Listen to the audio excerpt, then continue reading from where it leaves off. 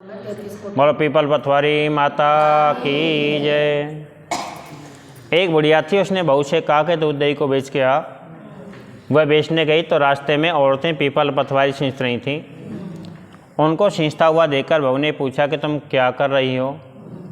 औरतें बोली हम तो पीपल की पथवारी सींच रही हैं। कहती इससे क्या होता है कि इससे अन्न धन होता है, 12 वर्ष का बछड़ा हुआ पति भी मिल जाता है। बहू बोली ऐसी बात है, तुम तो पानी से सींच रही, मैं तो दूध दही से सींचूंगी। गुजरी बहू रोजाना दूध दही को बेचने नहीं जाती और रोजाना दूध दही को पीपल पथवारी में चढ़ाकर आ जाती। सास दूध दही के दाम मांगती, कह देती महीना पूरा हो जाएगा तब लाकर दे दूंगी। कार्तिक का महीना पूरा हो गया। पूर्णमासी के दिन बहू पीपल पथवारी के पास में जाकर बैठ गई। पथवारी ने पूछा कि तुम मेरे पास में क्यों बैठ गई है। बहू बोली कि सास दूध दही के दाम मांगेगी।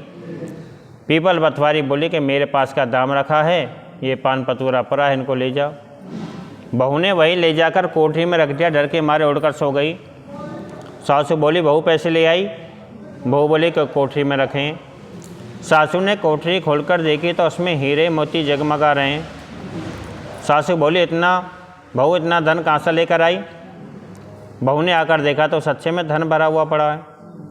बहू ने सास को सारी बातें बता दी। सास ने कहा कब की बार कार्तिक आने दो, मैं भी पथवारी सींचूंगी। कार्तिक का महीना आ गया। सास दूध दही को तो बेचकर आ जाती और हांडी धोकर पीपल पथवारी में चढ़ा देती और आकर बहू से कहती मेरे से दाम मांग। वह कहती सासू जी कोई बहू भी दाम मांगती है क्या। पर सास बोली नहीं तू मांग। बहू बोली सासू जी लाओ पैसे ला कर दो। वह भी पीपल पथवारी के पास में जाकर बैठ गई। पीपल पथवारी ने वही सास को पान पतूरा दे दिया और उसने ले जाकर वही कोठरी में रख दिया। बहू उसे खोलकर देखे तो उसमें कीड़े मकोड़े चल रहे हैं। बहू ने कहा सासू जी ये क्या है। सास ने आकर देखा तो बोलने की पीपल पथवारी तो बड़ी दोगली पटपीटनी है, इसको तो धन दे दिया, मुझे तो कीड़े मकोड़े दिए। तो सबको बोलने लगे बहू तो सत्य से सींचती थी, सासू जी धन की भोग से सींचती थी। इसलिए हे पथवारी माता जैसा बहू को दिया वैसा सबको देना, सास को दिया किसी को मत देना। बोलो पथवारी माता की जय।